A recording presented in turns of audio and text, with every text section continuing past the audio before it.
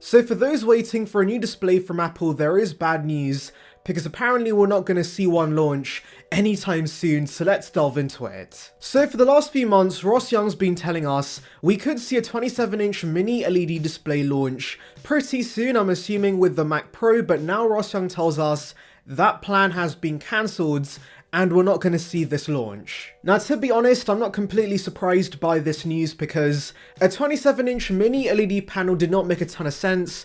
I thought it made more sense to release a bigger display for the Mac Pro because in the past, the Pro display that accompanies the Mac Pro was around 32 inches, and so replacing that with a smaller panel would not make sense, especially when Apple already sells a 27-inch display. And by the way, would like to remind you guys, like this video and subscribe for more content like this, it would be appreciated.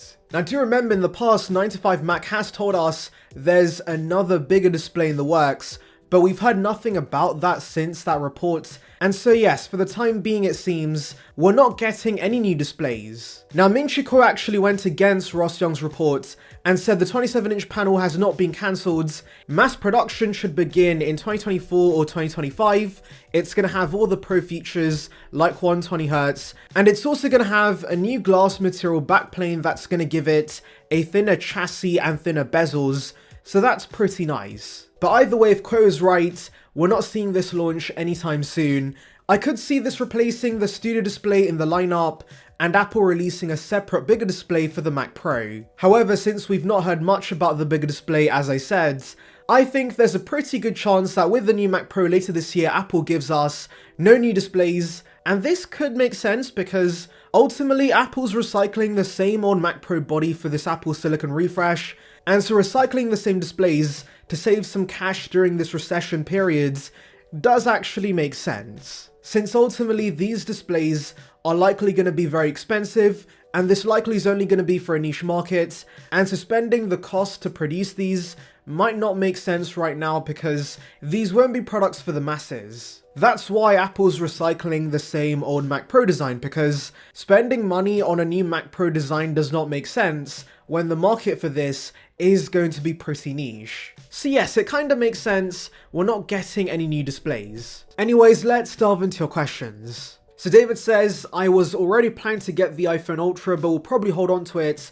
for as long as possible, which is why phone subscription is a non-starter for me with the cost of living crisis. I can't see a lot of sales this year, and he's already seen discounts on the Apple Watch Ultra. Now regarding your first point, I do understand that iPhones can be kept for years nowadays, and so you can easily keep the 15 Ultra for 3, 4, even 5 years, and upgrading on a yearly basis just isn't for everyone. And as I've said in previous videos, I'm sure Apple understands this, and that's why they're leaning into services. And when I say services, I mean iCloud, Apple TV Plus, Apple Arcades, Apple Music. That's recurring revenue for them all year round, and you don't need to buy new hardware, so Apple's fully aware of this. And this is kind of related to your other point regarding sales units being pretty low due to the cost of living crisis. And yes, I do agree with that to an extent, but of course, remember iPhone 14 demand's still very strong, and really the only thing affecting shipments is of course the supply constraints. And also remember that many consumers are not paying up front for these phones.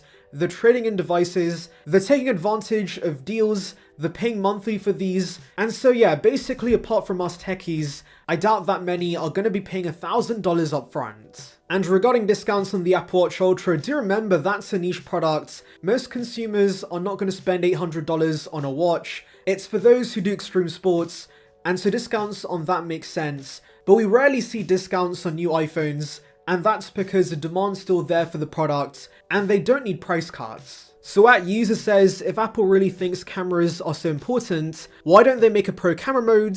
Users can switch from the default camera app to, of course, a Pro mode. And yeah, honestly, I'm not sure myself. I think it's time we see a Pro mode for the iPhone, because when they're touting features like ProRes and ProRAW, having a basic camera app alongside it is not that great. And I know there are third-party apps that of course Apple themselves have promoted, but having this built in natively would be nice. So Aquino X Paradise says, I think the portless iPhone will come till there is an airdropping feature but without compression. And yes, I would agree with that statement. I think Apple's ultimate goal is to give us a completely portless device, but right now the tech is not ready yet. And so the second Apple can transfer content via MagSafe, or maybe even AirDrop, I can see them going portless. So David Bailey says, I want to buy an iMac, but I'm waiting for the March event to review a new one. I would hate to buy a refurbished one and then boop, new iMac. No one really knows. March, September, October next year. I sold my old M1 Mac Mini and I'm ready for an iMac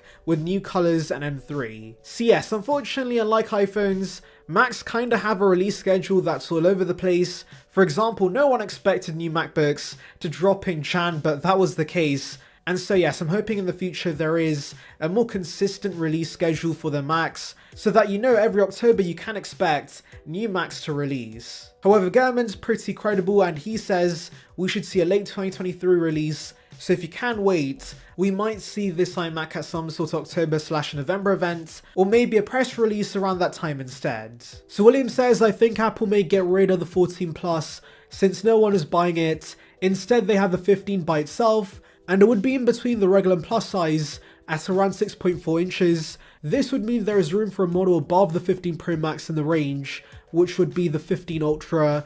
I also think regarding USB-C on the iPhone, they could possibly make it a Pro or even Ultra exclusive until the legislation comes into place. So regarding your first point, I think that yes, there is a chance the 14 Plus could be killed off. However, it seems Apple does like to give new models another chance for survival, because we did see the 13 mini get released, even though the 12 mini was a massive flop. And so considering we have heard about the 15 Plus, I do think it's going to stay around for another year, but of course, your idea of one regular model being 6.4 inches, essentially what Apple's doing with the iPhone 11 and 10R would be perfect. I think that makes a ton of sense. There should only really be one regular size, so I'm down for that change. However, regarding the idea of there being 3 Pro models, I think that would be too convoluted.